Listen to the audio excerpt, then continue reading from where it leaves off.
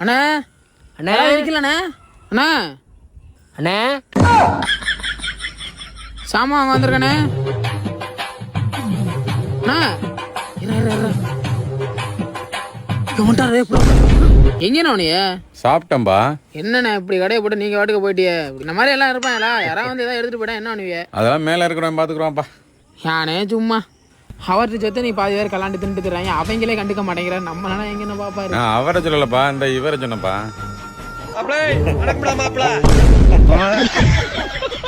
அண்ணே இந்த இதுல 2ண்ணே. ஒரு 10. இது வந்தா இதுல 1 50 60 மொத்தம் 320 ரூபாப்பா.